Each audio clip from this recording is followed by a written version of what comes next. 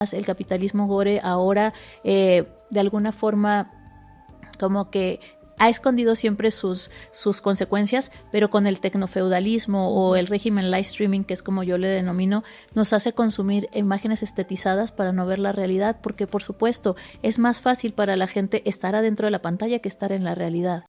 Tu voz, la mía y la de todes. Aquí empieza el podcast de Eva. Bienvenidas, bienvenidos y bienvenidas al podcast de Eva. Yo soy Scarlett Lindero y hoy tenemos el gusto de recibir aquí a Sayak Valencia, filósofa transfeminista, escritora, performer y una de las pensadoras más radicales del feminismo latinoamericano, también me atrevería a decir. Esta conversación la teníamos pues como pendiente, queríamos desde cuando que vinieras por acá, Sayak, así que pues bienvenida. Hola, pues muchas gracias por la invitación. Yo también tenía ganas de conversar con ustedes, pero qué bueno que ahora se dio la oportunidad. Y bueno, pues algo que nos convoca acá es este libro, que es A Drift's Book, ¿lo dije bien? Sí. Índigo, lo republicó apenas. Queríamos partir de esta conversación a raíz de este libro y de ahí pues desencadenar a otras cosas que Sayak ha investigado, ¿no? Como vamos a hablar en este podcast de transfeminismos, violencia, deseo y el derecho a imaginar futuro desde los márgenes, ¿no? Así que bueno, pues Sayak, me gustaría que iniciáramos esta conversación preguntándote sobre este libro, ¿no? Parece que es como una fuga del género, pero también un archivo. ¿Qué buscabas desordenar al escribirlo? Bueno, es interesante que este libro reaparezca ahora que estamos en un momento pues de mucho punitivismo y mucha reesencialización del género y de la sexualidad, ¿no? Donde discursos como el de Donald Trump está completamente censurando a las personas que no se identifican con ninguna de las categorías binarias, ¿no? Que no se consideran ni mujeres ni hombres, o personas trans directamente censuradas y también pues expuestas hacia la violencia más cruenta, no solo pues aquí, sino en todos lados.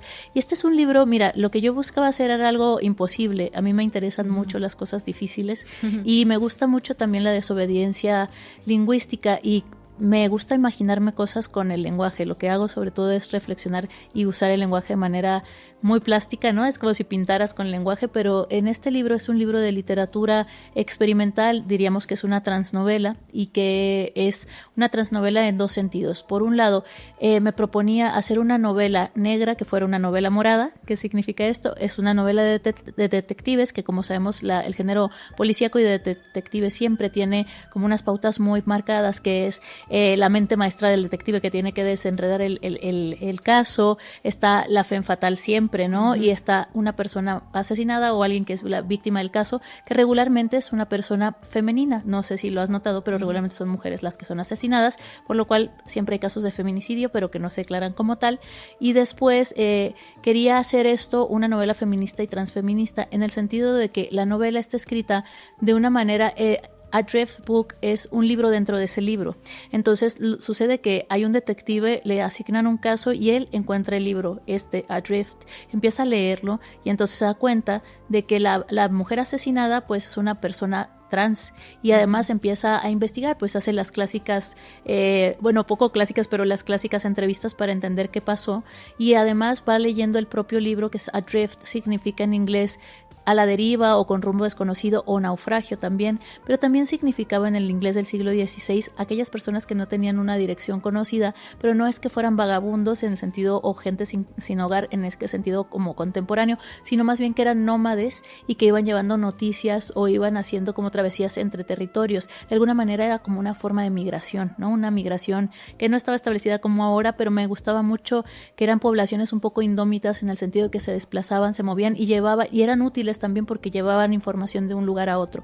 Entonces el libro tiene este juego entre el español y el inglés, porque yo soy de Tijuana y soy pues transfronteriza, y entonces jugamos ahí con el Spanglish, pero también es un juego que te invita a ir más allá de las posibilidades lingüísticas, en el sentido de que está escrito, como te decía, como un texto. La intención es que sea una novela, pero está escrito en aforismo, en poesía. Es un texto muy coral y también muy atmosférico. De repente repente podría parecer que cada una de las páginas es una escena, y una de las cosas que yo quería hacer con esto era eso, pues romper por un lado el género de detectives, por otro lado quería romper o transgenerizar los géneros literarios que regularmente son muy estancos, ¿no? O haces ensayo que es así, y haces novela que es así, y haces cuento que es así, y haces poesía que es así, que la poesía se desencaja un poco de todo, ¿no? Es más experimental en muchos casos, y que hay mucho trabajo, sobre todo en el siglo del XIX para acá, pero sobre todo en el XX, de experimentación literaria. Pero entonces yo quería hacer algo que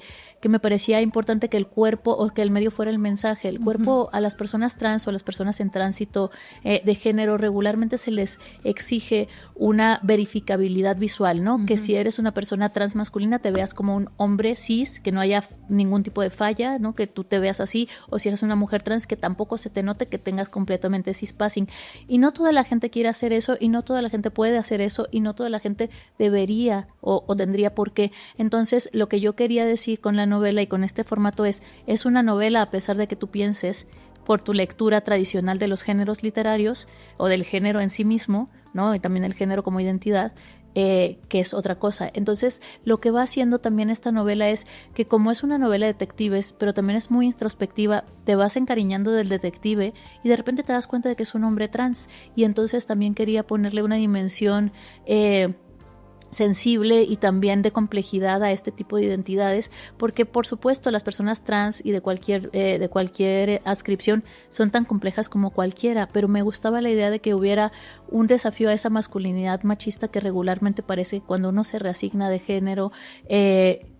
Vas a reproducir esos estereotipos de el macho, no sé, cínico, mujeriego y estas cuestiones, o las mujeres que transitan, o sea, las mujeres trans que tienen que ser las más femeninas, las más dulces, las más serviciales, ¿no? Entonces, como una copia exaltada y mejorada de los cis, y entonces yo decía, no, porque en realidad la identidad es una ficción política, pero la identidad es una construcción identitaria constante. Y lo que quiero como dejar así en claro es que el detective es un detective trans, y luego pues hay más cosas en la novela que también están muy salpicadas de otros textos, porque te decía, es una novela coral, tiene mucha poesía, tiene muchos como acertijos, ¿no? Un poco un rally, unas pistas para que tú te conviertas en el detective, y también porque uno de los mensajes de la novela es que si vemos de cerca, nadie está cómodo con su cuerpo, ¿no? Que el cuerpo es un lugar, es este campo de batalla, pero también este campo de expansión, de amor y de lo que podamos tener, es nuestro territorio encarnado, pero también pensar que el disgusto, digamos, de la incomodidad del cuerpo trans no es una incomodidad que solo sea del cuerpo trans. Creo que todas las personas que tienen un cuerpo tienen algún tipo de incomodidad alguna vez en su vida por algún motivo, y también era como entrar desde la estética para hacer una especie de cuerpo política y que la gente se lo pasara bien también. Y ahí hay varias cosas, o sea, la novela tardé muchos años en escribirla, 3 años, la escribí junto con Capitalismo Gore, escribía Capitalismo Gore por la mañana, y por la tarde escribía esta Drift Book, pero yo vengo mucho de la literatura, yo empecé escribiendo literatura y siempre me gustó la filosofía, pero mi lenguaje, digamos, más que preferido es la literatura, y este es como un destilado de eso que voy trabajando desde los años 2000 hasta ahora, y que ahí hay un punto de conexión. Yo creo que si a mí me preguntaran ¿qué libro? Yo cuando terminé ese libro dije, ya puedo dejar de escribir. Este es el libro que yo hubiera querido escribir, porque es el libro que me hubiera gustado leer, ¿no? Como una lectora también muy, muy entregada a la literatura. Me encanta que me reten, ¿no? Que me pongan cosas, tareas, que me desafíen. Y ese es un libro muy desafiante en varios sentidos. Y bueno, también tiene la característica de que tiene colores, personajes, que es el rojo y el azul, que tiene pues música, que tiene como mucho intertexto, pero no llega a ser abrumador. También es verdad que lo puedes abrir y leerlo por cualquier lado, ¿no? Como un poco como hay un homenaje a Rayuela. Y la literatura latinoamericana está muy presente también en el libro, y también un poco como sacar la voz para decir todos estamos en movimiento y en devenir, ¿no? No hay vida sin conflicto, y no tiene por qué ser judicializable ese conflicto todo el tiempo, ¿no? Y entonces se trata de eso, y también se trata de muchas preguntas. Es un libro como que quiere mostrar que el interior constitutivo de las personas trans es también muy complejo, no es que solo sean trans, ¿no? Son muchas otras cosas y que además en el recorrido uno también se da cuenta de que esas cosas nos pasan constantemente, seas o no seas trans. Si dices también es un juego, yo también diría es una autopsia del propio sistema, ¿no? Que vas ahí como deshilachando. También ahora que mencionas lo de capitalismo gore, dices, bueno, los escribí a la par, como una especie de conversación, y precisamente una de las aportaciones más reconocidas de tu trabajo es el concepto de capitalismo gore, ¿no? Quiero preguntarte, ¿dónde ves hoy operando con más fuerza? Al principio decías, ¿no? Estamos en una era donde el conservadurismo, Trump, Milei, etcétera, pero ¿dónde tú ves hoy con más fuerza ese capitalismo gore? Bueno, en varios lugares, pero creo que se está recrudeciendo a través de la migración y del maltrato a los migrantes. Por supuesto, el genocidio en Gaza, creo que eso no podemos voltear hacia otro lugar, no podemos decir que no está sucediendo porque claro, está ahí. Y eso es una forma donde se cristalizan, digamos, lo podemos hablar en el contexto mexicano, pero también en el contexto internacional. Y en el contexto internacional, Gaza es como el laboratorio cruento de todo lo que significa el capitalismo gore, ¿no? Donde la política snuff, porque yo en capitalismo gore hablo de que el mundo de bien es snuff. ¿Qué significa snuff? Regularmente el snuff era un género cinematográfico de no ficción, parece, donde se mataba de manera descarnada a personas en vivo, regularmente mujeres y con un tinte sexual, pero la palabra snuff significa borrar, quitar, arrasar de la faz de la tierra, ¿no? Como limpiar. Entonces ahora pienso que capitalismo gore lo podemos ver en Gaza como una forma de institucionalización de las políticas snuff, que es algo que ha estado sucediendo en Estados Unidos y en otros lugares, pero pensando en el primer mandato de Trump, donde se empezaron a institucionalizar muchas cosas a nivel jurídico a través de la Cámara de Senadores y Diputados y a través también del cambio del sistema de justicia, los jueces, donde se volvió cada vez más ultraderechista y donde se pusieron las bases para legislar de manera cruenta. Antes se hacía como por debajo del agua o solo pasaba en estos países ingobernables como el nuestro, ¿no? Digamos, con el narco, con la violencia, por ejemplo, armada en Colombia, como con esta desestructura social donde el sistema no estaba funcionando, entre comillas, pero que ahora vemos que en sistemas donde parecía que funcionaba de manera correcta e institucionalizada, se está legislando para que el borramiento de personas, pero sobre todo la desaparición de personas o el asesinato a mansalva de personas se legisle y sea una de las capacidades del Estado. El Estado tiene la capacidad de defenderse porque la necropolítica se cristaliza en la milicia, ¿no? Los estados tienen su ejército para defenderse, pero solo en caso de ser atacados. Aquí no está siendo así. Lo estamos viendo en Gaza, que lo quieren limpiar y borrar del mapa de la tierra para poner un resort, ¿no? De lujo, para hacer un Dubái occidental, cuando dices, claro, lo que nos están diciendo literalmente con estas imágenes y con estas acciones es cualquiera puede ser borrado si se interpone contra el capitalismo y contra este capitalismo autoritario, ¿no? Entonces esa es una forma de convergencia de todo esto que tiene que ver con colonialismo, porque sabemos que desde los años 40 Gaza está colonizada, así se llaman, colonos, ¿no? Los israelíes que viven ahí. Gaza está siendo masacrada porque les interesa el territorio y de alguna manera, y creo que es muy importante, por eso creo que podemos hacer lazos de conexión y de conexión y también de alianza internacional con el genocidio en Gaza, porque nos recuerda cómo fue nuestro propio genocidio. Por supuesto, no tenían las armas que tienen ahora, pero vemos lo indignante que resulta ver los asesinatos, por un lado en vivo y por otro lado contra cualquier tipo de población de manera indiscriminada. Entonces, pensemos desde la teoría del pensamiento decolonial, cómo se veía el exterminio en nuestro continente y cómo se vio durante 200 años, ¿no? O sea, no es algo que nos tengan que solamente leamos en libros, sino que se actualiza de manera muy atroz con estas imágenes y que además el capitalismo gore ahora de alguna forma como que ha escondido siempre sus consecuencias, pero con el tecnofeudalismo o el régimen live streaming, que es como yo le denomino, nos hace consumir imágenes estetizadas para no ver la realidad, porque por supuesto es más fácil para la gente estar adentro de la pantalla que estar en la realidad. Y otra de las cosas que me parece que yo hablo de asedio estético, ¿no? Estuvimos hablando en algún punto hace unas semanas sobre eso, pero también porque parece que lo único que nos queda a las personas, y no estoy hablando en mi caso porque tengo la fortuna de tener un trabajo estable, de también ser una persona racializada, pero más hacia la blanquitud que hacia la negritud, ¿no? Y no es algo de lo que yo me siento orgullosa, simplemente sí vamos a hablar de que en nuestras sociedades el racismo está instaurado y sí depende de cómo te veas, la educación que tengas y además todas estas cosas de la meritocracia están muy vehiculadas por justamente la raza, el género y la procedencia social, ¿no? Entonces, no es mi caso, pero me incluyo porque aunque parezcas una cosa, no siempre vienes de ahí. Yo vengo pues de Tijuana y de la parte pues precaria de Tijuana, no es que mi familia sea una familia de intelectuales. Afortunadamente yo aprendí a leer a los 3 años y de ahí me fui cultivando y también se instauró como un deseo de saber, ¿no? Pero no es el caso de todo el mundo y entonces yo me siento más abocada a hacer alianzas siempre con esa parte de mi vivencia, de mi persona, que tiene que ver con la clase obrera y que tiene que ver con la biculturalidad y con la frontera, pero también, y decía que me parece muy importante que veamos que la teoría decolonial no es solamente una teoría, es ponerle palabras a este exterminio que estamos viviendo constantemente, y decía que también a través del asedio estético, pues el asedio físico que vivimos por la guerra, por la hambruna, por los feminicidios, por todo este contexto de violencia exacerbada de distintas intensidades y de diferentes tipos en nuestros contextos, que la gente solo pueda consumir imágenes tiene sentido, ¿sabes? Porque entras ahí y consumes imágenes. Algo así como lo que decía Beatriz Colomina, que no sé si conozcan el trabajo de Beatriz Colomina, pero es un trabajo muy interesante. Ella es teórica de la arquitectura, es la jefa del Departamento de Estudios de Arquitectura de la Universidad de Princeton, pero ella es de Barcelona y tiene muchos libros hermosos, algunos están traducidos, por ejemplo, tiene uno traducido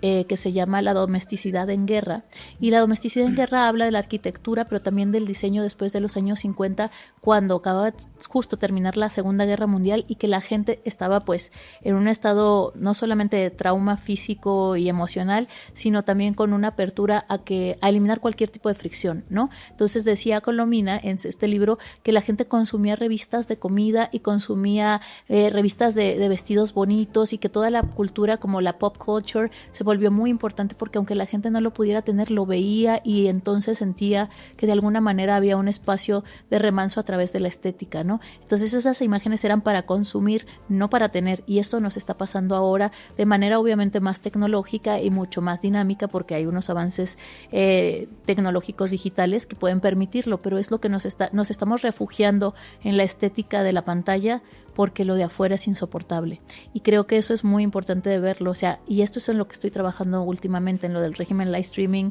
y estas situaciones como de por qué estamos tan desmovilizados políticamente, que yo creo que no es así, que eso es un canto que han cantado victoria las derechas, pero que yo creo que como han estado apretando tanto y tan fuerte, va a haber una vuelta de tuerca, ¿no? O sea, por ejemplo, el borrado de la memoria política de los movimientos sociales de base queda lejos de la memoria política a lo mejor de la gente más joven, de los adolescentes, pero al mismo tiempo como se está reproduciendo tanto el binarismo, no solo de género, sino de pensamiento y polarizando, creo que hay gente que ya la imagen no es suficiente, entonces quiere volver al offline, y el offline es un lugar para volver a generar cuadros políticos críticos y empezar desde la base a crear una memoria afectiva y política para estas nuevas generaciones que digan, es que este asedio estético no es lo único que quiero en mi vida, yo quiero otra cosa, otros mundos son posibles. Entonces, cuando parece que todo está resuelto, es más difícil imaginar mundos posibles porque te quejas, todo está bien aparentemente, o pues en la apariencia, en la imagen todo está bien, pero ahora que vemos que se recrudecen estas formas autoritarias de gestión biopolítica y necropolítica de la vida, también la gente se da cuenta de que pues todo está mal, o hay muchas cosas mal, y entonces es más fácil crear un antagonismo que sea productivo para crear una memoria histórica, que no reproduzca estas luchas de memoria histórica digamos, mesiánica de un señor que va a venir a salvarnos, ya sea un líder barbado o Cristo o no sé, sino más bien que todos hacemos la transformación desde la base, y que creo que también es muy motivante ver cómo algunas personas, voy a hablar ahora de un movimiento, el Trans Stop Pathologization, que es el movimiento por la despatologización de las identidades trans, que empezó en 2008-2009, porque el DSM iba a salir en el 2012, por eso se llama 2012, pero les cuento esto porque no es accesorio. Fueron 5 activistas trans en España, en Zaragoza, que es una ciudad pequeña, no digamos, no es Barcelona, no es Madrid, una ciudad muy pequeñita, 5 activistas que conozco y que además eran 5, ¿sabes? 5 personas. ¿Qué hacen 5 personas? No hacen nada, y estaban ahí diciendo no se puede, vamos a hacer algo. Se movilizaron y en un par de años el manifiesto para quitar la transexualidad del DSM-4 para que no entrara el DSM-5, se volvió un movimiento internacional traducido a todos los idiomas, pero a través de una alianza de base. O sea, tú no te imaginabas, o nadie se imagina, que ese movimiento internacional que llegó a las altas esferas y que tuvo mucha influencia en la cultura popular, digamos, para la consecución de derechos de las poblaciones trans, empezó en una ciudad periférica con 5 personas de carne y hueso, ¿no? Entonces esto es muy importante. Lo pasa también aquí en nuestro país. O sea, no es menor la resistencia zapatista, que tiene 30 años. No es menor los intercambios que se han estado dando desde los feminismos a partir de salir a las calles y decir no vamos a soportar más, o de las huelgas de cuidado, o cosas que pertenecen al orden simbólico, digamos, más de lo afectivo, pero que por eso tienen mucho más efecto en lo cotidiano. Y creo que ahí es donde nos toca hacer trabajo, volver a enamorar a la cotidianidad para decir, no queremos solo un pedacito del pastel para nuestra comunidad pequeñita, queremos cambiar todas las cosas para la justicia social para las mayorías. Y creo que eso es necesario, el reencantamiento del mundo, como dice Federici, pero también reconocer nuestras genealogías críticas, que no son solamente Marx y Engels y Rosa Luxemburgo, sino las señoras que te estaba diciendo que acabo de hablar con unas colegas que están haciendo trabajo sobre las magonistas, que son del siglo XIX y ya hablaban cosas como amor libre o derecho a la educación, cosas que ahora están en boga y que están en disputa de nuevo, ¿no? Tenemos genealogías, solo hay que rescatarlas. Y a propósito de los transfeminismos, tú has defendido, pues si podríamos llamarlo así, un transfeminismo radical, ¿no? Es decir, que no se negocia con el poder ni con la comunidad del feminismo blanco cis. ¿Qué alianzas y rupturas crees que se necesita hoy desde el transfeminismo para seguir siendo una insurrección? Mira, lo que yo he dicho y regularmente, creo que la aportación más importante de mi trabajo, porque yo vengo hablando de transfeminismo desde el 2008, yo decía que el sujeto político del feminismo no podía ser unitario, que es lo que sabemos que es. Yo creo que es lo más importante en estos momentos, si quisiéramos destacar qué es el transfeminismo, es la disputa por el sujeto político, para ampliar el sujeto político de los feminismos, que no solo le pertenece a las mujeres cis y blancas, sino que le pertenece a muchas otras personas que salen de esa noción, pero que también puede integrar a las masculinidades y a otros actores políticos de base, y que tiene una intersección entre clase, género, movilidad, o sea, migración también es muy importante, y también, por supuesto, geopolítica. Cuando yo hablo de radical, significa no polarizado, porque el movimiento polarizado es como así, ¿no? Un extremo y el otro. Radical significa ir a la raíz de la cuestión. Entonces, ser transfeminista radical es eso, no esencializar una identidad por encima de las demás. Y también el transfeminismo en el que yo milito no es el transfeminismo donde solo se incorporan las personas trans al feminismo, sino que el feminismo se abre como una posibilidad de habitabilidad para las mayorías, que busca la justicia social, donde justamente las personas trans no son discriminadas, sino que participan activamente y nos muestran cómo se puede transformar también esa realidad. Y en el sentido etimológico, trans significa movimiento, algo que está en movimiento, ¿no? Porque no estar en movimiento es estancarse, y eso es dogmático, ¿no? El feminismo no es un proyecto dogmático y no lo va a ser nunca, a pesar de que quieran el copyright sobre el término, ¿no? La práctica desborda esas formas.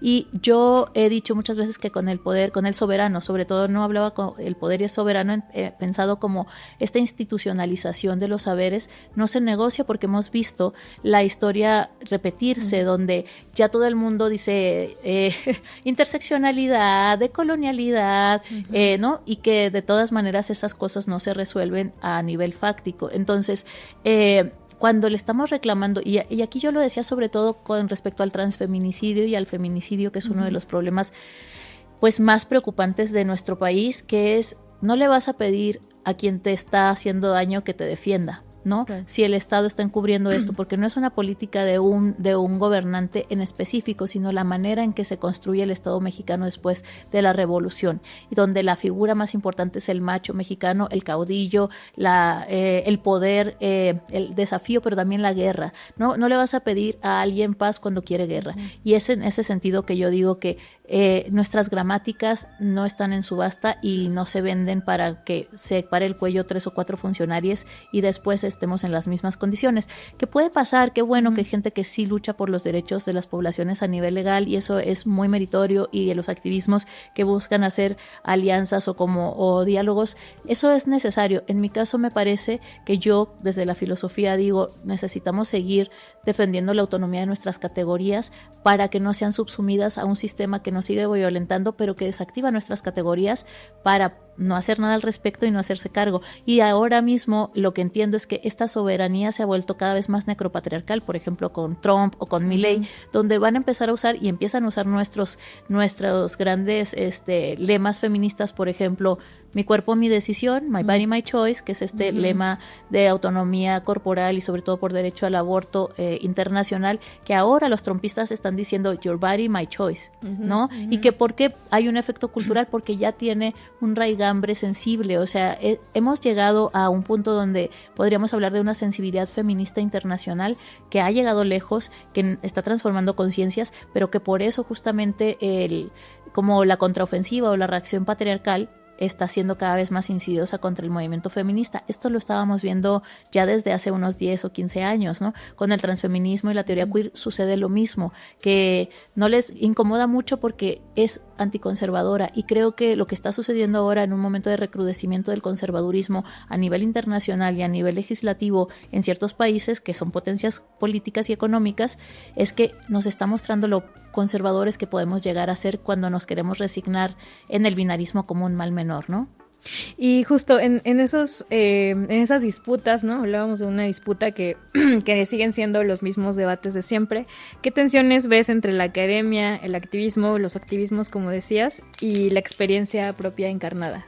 Mira, en mi caso busco que las cosas confluyan. Yo vengo más bien, a mí me importa mucho más la experiencia encarnada, pero creo que la academia, no entendida como este lugar, es que fíjate que pensemos en la academia centralizada. O sea, la academia en la Ciudad de México es muy diferente a la academia, si se puede hablar de academia, en las periferias, ¿no? En la Ciudad de México quizá te da un estatus y tiene un tinte un poco de la ciudad letrada del siglo XIX, donde parece que el estatuto de académico te hace mejor que los demás y te hace así como levitar 5 centímetros del piso. En otros lugares, porque tenemos un país muy centralizado a muchos niveles, en otros lugares las academias o las universidades no son estas aristocracias intelectuales, son lugares de cultivo de pensamiento crítico y de solvencia casi existencial, ¿no? Ir a la universidad en Tijuana a estudiar filosofía no es lo mismo que venir aquí a la UNAM. Entonces, yo creo que la academia sí sigue siendo un lugar de resistencia, en tanto que nos estamos volviendo cada vez más medievales, ¿no? O sea, lo que la gente quiere es que dejemos de saber escribir y leer. Recordemos que hasta el siglo XVII, XVIII, la gente que no era aristócrata o no era burguesa, no tenía derecho a la educación y no sabía ni leer ni escribir. Quieren que regresemos a ese lugar porque, aunque yo no estoy hablando incluso de la academia así de ya doctorado y grandes vuelos, sino la comprensión lectora, la educación sensible y la educación estética, política es muy importante para entender qué está pasando. Si tú le quitas la capacidad de leer y escribir a alguien, porque eso genera pensamiento crítico, y para poder leer y escribir necesitas tiempo, y ese tiempo es también para descanso, para ocio, ¿no? No todo es consumo.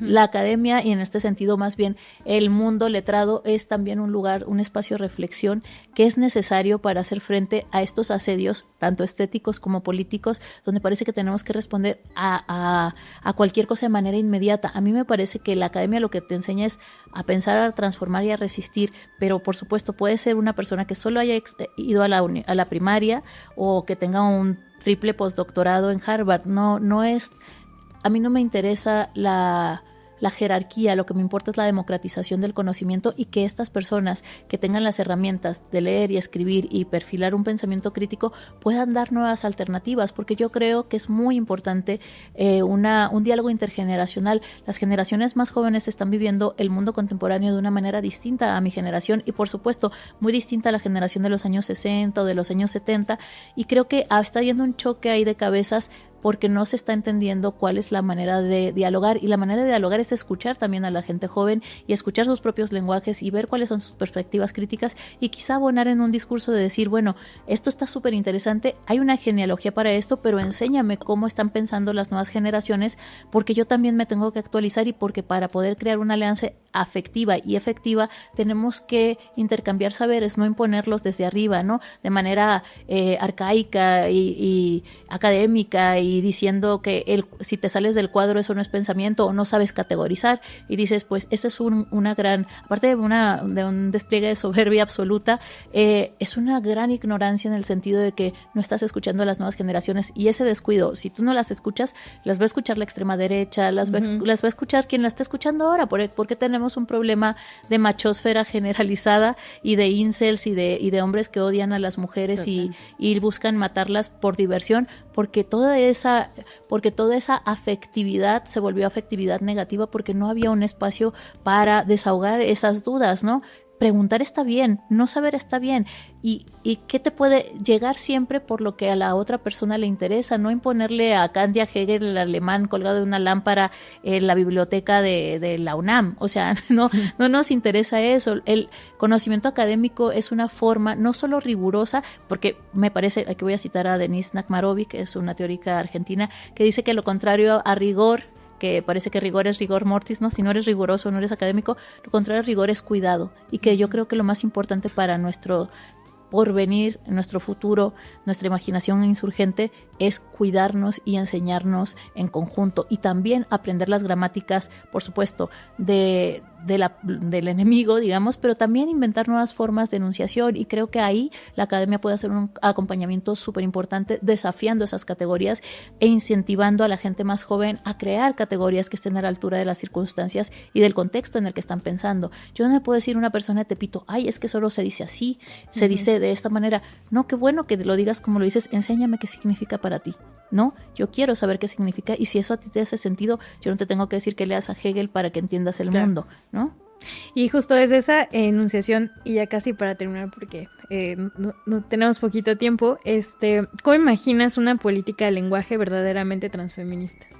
Bueno, no sé si verdaderamente, porque lo verdadero como es que es una disputa de narrativa, claro, pero yo creo que una gramática transfeminista es aquella que justamente no se conforma con el autoritarismo ni con el conservadurismo como un mal menor, ¿no? Que a veces cuando llega alguien a decirnos cosas que nos incomodan, nos replegamos en lugares como seguros, y me parece que lo que diría es cuidar de no caer en una vida fascista, ¿no? Aunque no lo seamos, y cuidarnos también de abrir los horizontes de posibilidad a escuchas más atentas, a escuchas no solamente más amorosas, sino también más autocríticas, diciendo, ok, yo no tengo todas las palabras ni todas las verdades, por supuesto, pero quiero escuchar aquello que incluso me incomoda, por supuesto, sin que eso que me incomoda sea violatorio de derechos de otras personas, sin que eso que me incomoda sea una apología a la violencia en contra de otras comunidades, ¿no? Porque eso ya sería, pues, no solamente de conservadurismo, sino fascismo directamente. Y una gramática transfeminista es aquella que no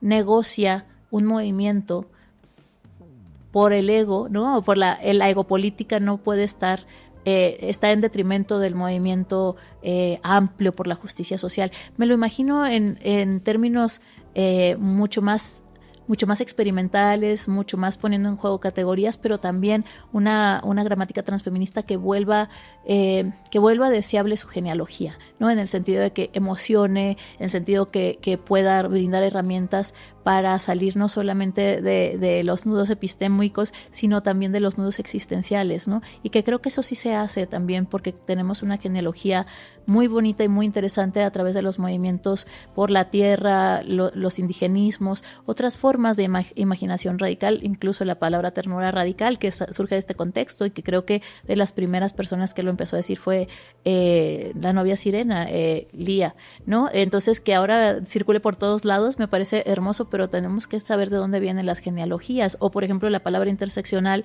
o interseccionalidad, que es de Kimberly Crenshaw, que es esta abogada feminista afroestadounidense de los años 90, que la acuña para hablar de, digamos que, del racismo selectivo que hay en la justicia cuando estás juzgando a una persona negra, y específicamente ella estaba hablando de hombres jóvenes negros, ¿no? Entonces, un poco para ver que la interseccionalidad no tiene solo un sexo-género específico, sino que puede ampliar la idea de comunidades, y esto pueden decir, ay, es que quiere matar el feminismo. No tiene nada que ver, simplemente yo no creo que el transfeminismo exista sin feminismo, ¿no? Para mí el transfeminismo es también feminismos, y tenemos una genealogía, varias genealogías. Para mí eso no es una contradicción, soy de un lugar bicultural, entonces para mí la contradicción no existe en ese sentido de que puedes integrar las mejores partes para que la comunidad se siga desarrollando y podamos crear mundos más justos para las mayorías, no nichos de mercado más pequeñitos perfilados para cada uno de nuestros egos, ¿no?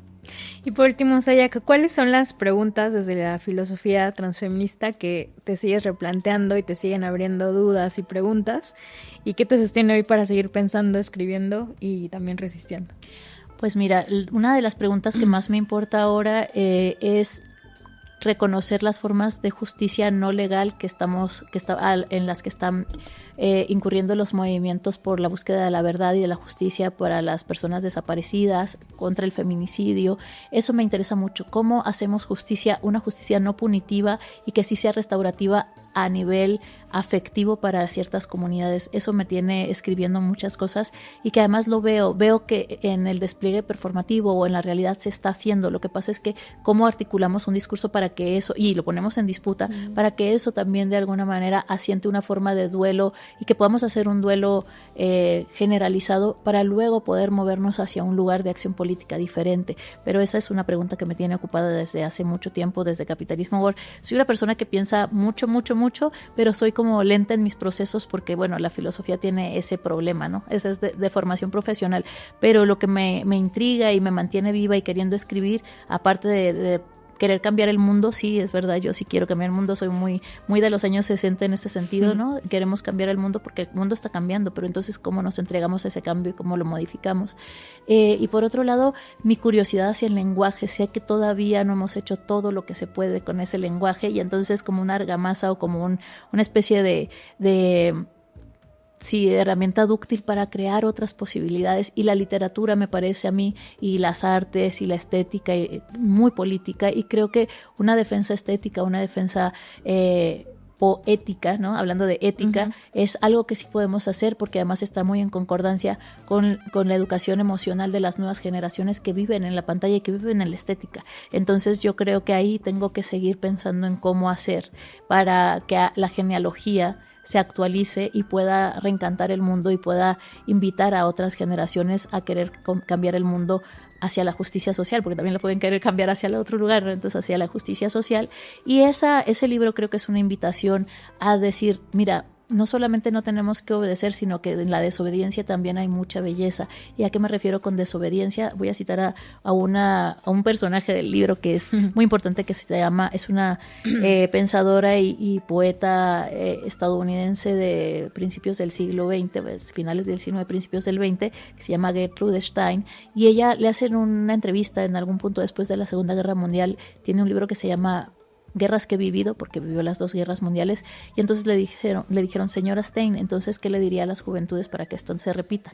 Y ella le contesta al entrevistador, enséñenles desobediencia, porque mientras venga un gran líder, un gran hombre, los va a volver a seducir y volveremos a la guerra, ¿no? Qué bello. Pues con eso cerramos. Ya saben, si pues les invitamos a seguir fomentando el pensamiento crítico tan necesario en estos tiempos de desinformación y de conservadurismo, y pues bueno, que siempre vayan a la genealogía de las cosas, como dice Sayak, y pues un gusto tenerte por acá, Sayak. Muchas Hay gracias. Muchas cosas de las que dialogar, pero pues este tipo de contenidos creo que también abren al diálogo y a la investigación, ¿no? Creo que sí, y bueno, pues nada, este libro se puede conseguir en Utópicas, la editorial de la librería Utópicas, y bueno, que llega en un momento en el que es necesario seguir repolitizando y disputando esos binomios tan perjudiciales a muchos niveles, ¿no? No solamente en polarización del mundo, sino en orillamiento a ciertas poblaciones a mayor violencia. Y como estamos en contra del genocidio en Gaza, también tendríamos que ponerlo en casa y decir estamos en contra de cualquier forma de violencia y de violencia contra poblaciones minoritarias, ¿no?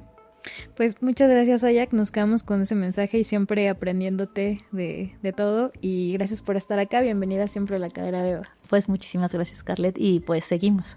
Gracias.